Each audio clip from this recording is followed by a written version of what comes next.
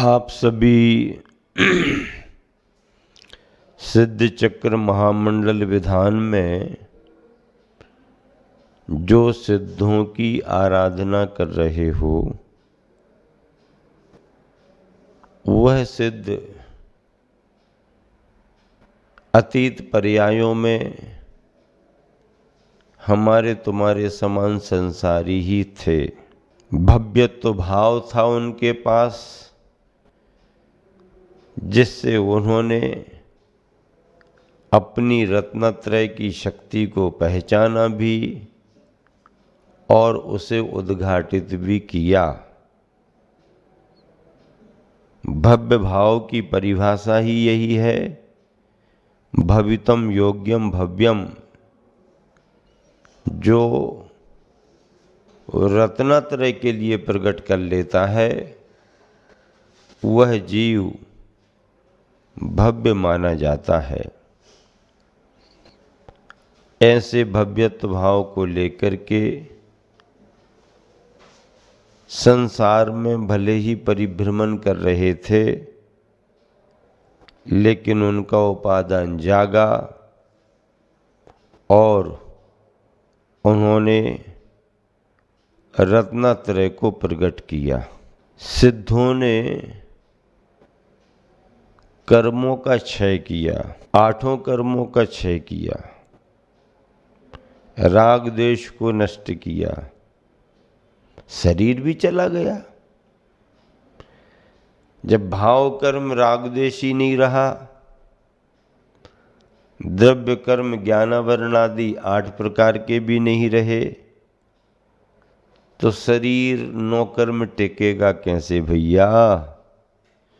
शरीर 9 कर्म भी गया। आप देखते हो ना पंच कल्याणकों में, निर्वाण कल्याणक के दिन तीर्थंकर के लिए जब मोक्ष होता है, शरीर कपूर की तरह उड़ जाता है, नख शेष बचे रहते हैं, ऐसा उल्लेख आता है। और फिर उन नख और केशों का अग्नि संस्कार अग्नि कुमार देव करता है। सौधर्मेंद्र निर्वाण कल्याणक की पूजा करता है। सिद्धों की आराधना में स्वभाव की आराधना है और विभाव कर्म जितने भी हैं उनका अभाव दर्शाया गया है। कर्म कहते किसे हैं? कर्म की परिभाषा क्या है? कर्म की परिभाषा आचार्यों ने दी है, जीव के राग द्वेषादि परिणामों के निमित्त से पुद्गल की वर्गनाओं का कर्म रूप परिणत होकर जीव के आत्म प्रदेशों में एकमेक पने स्वभाव को लेकर के घुल मिल जाना। क्या परिभाषा दी है? कर्म की परिभाषा क्या है? कर्म किसे कहते हैं? हाँ, आप स्थूल रूप से कर्म कर्म कर्म किए जा, कर्म किए जा, वो कर्म क्रिया के रूप में है। लेकिन जब जैन सिद्धांत में कर्म की परिभाषा को समझते हैं तो बतलाया गया, क्या बतलाया गया? कि जीव के राग द्वेषादि परिणामों के निमित्त से पुद्गल की वर्गनाओं का कर्म के रूप में परिणत होकर जीव के प्रदेशों में एकमेक पने को लेकर के घुल मिल जाना, इसका नाम कर्म और कर्म का बंध है। हाँ, कर्म बने और जीव के प्रदेशों में बंधे, घुल मिल जाते हैं। अलग अलग फिर आप उन्हें नहीं पहचान सकते। दूध में पानी को मिला दिया, अब पानी दूध के सभी अंशों में जाकर के घुल मिल गया। ये कर्म का बंध है। जीव के परिणामों के निमित्त से होता है। शुभ रूप होता है, अशुभ रूप भी होता है। शुभ संसार में सुख प्रदान करता है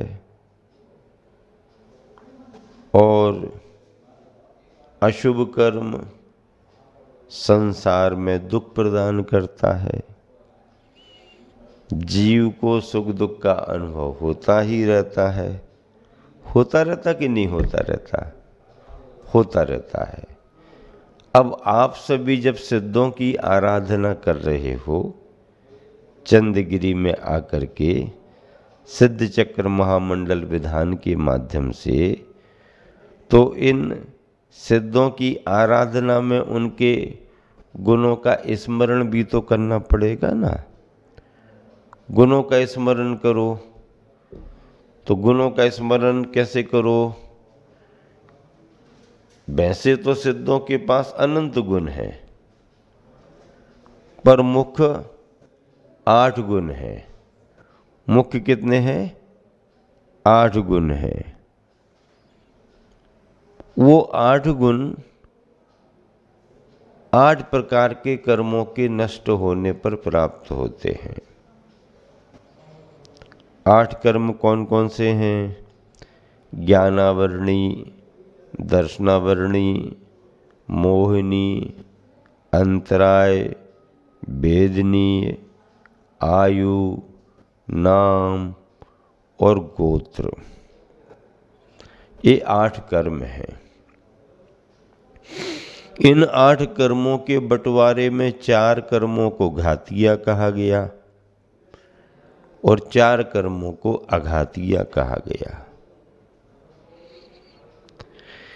कर्म बंध राग द्वेष के परिणामों से होता है और कर्मों की निर्जरा वीतरागता के भावों से होती है। वीतरागता के परिणाम आते हैं तो कर्मों की निर्जरा होती है। आचार्य कुंद कुंद स्वामी ने कहा, रत्तो बंददि कम्मम। क्या कहा? रत्तो बंददि कम्मम मुंचदि जीवो विराग संपन्नो एसो जिनोपदेशो तम्मा कम्मेसु मारज्य। राग से कर्मों का बंध होता है। साल्ट भी है और स्वीट भी है। स्वीट भी होना चाहिए ना, और साल्ट भी होना चाहिए। छोटी और मीठी, छोटी और मीठी, लाभकारी। क्या कहा? रत्तो बंददि कम्मम। पहले चरण में कह दिया कुंद कुंद स्वामी ने कि राग से कर्मों का बंध होता है। खत्म काम। राग से कर्मों का बंध होता। अब राग की दशा कहां तक चली गई? राग करने रूप, राग होने रूप और राग रहने रूप। निचली दशा में राग कर रहा है, ऊपर की दशा में राग का परिणमन हो रहा है, और ऊपर की दशा में राग का परिणमन रह रहा है। घंटा का बजाना, घंटे का बजना और घंटे का रहना, तीनों में कितना अंतर है। घंटा बजाओगे तो घंटा तो बजेगा ही बजेगा, घंटा बजाना बंद कर दोगे तो भी घंटे की झनकार चलती रहती है संस्कार वसात। और एक स्थिति ऐसी भी आती है कि झनकार भी खत्म हो गई तो भी घंटे का अस्तित्व बना रहता है। इसी तरह राग का करना, क्री धातु करोति क्रिया, भू धातु भूभवनम राग का होना, और अस्ति धातु राग का रहना। कसाय का करना, कसाय का होना, और कसाय का सत्ता में सद्भाव रहना। गजब की बातें हैं। ऐसे कर्मों के बंध के लिए राग को कारण बताया है। किसको कारण बताया है? रत्तो बंधदि कम्मम मुंचदि जीवो विराग संपन्नो।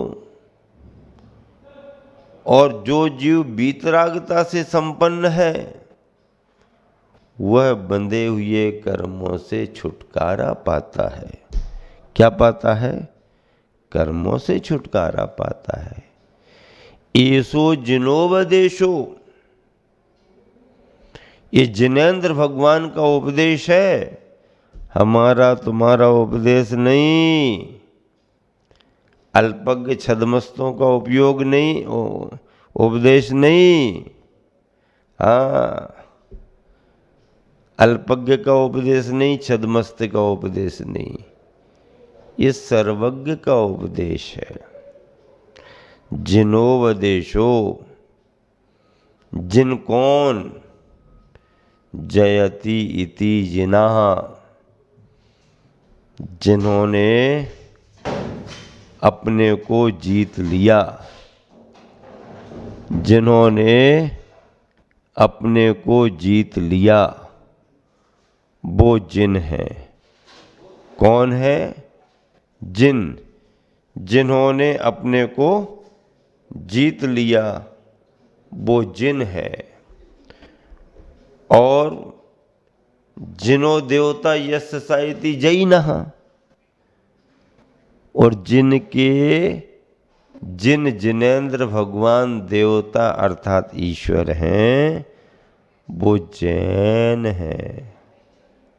बताओ भाई, जैन की परिभाषा भी गुणवाची है। हाँ, जिनेंद्र भगवान को जिन्होंने ईश्वर माना है वो जैन है। जिनो देवता यस्य साइति जैनः, ऐसे जिनेंद्र भगवान का उपदेश है।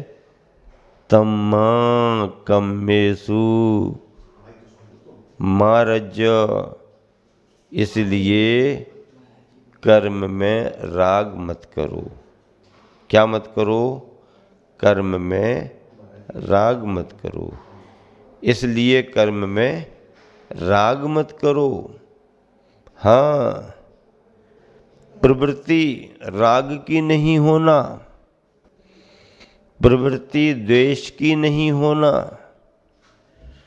अगर प्रवृत्ति में राग द्वेष है तो कर्म का बंध होगा ही होगा।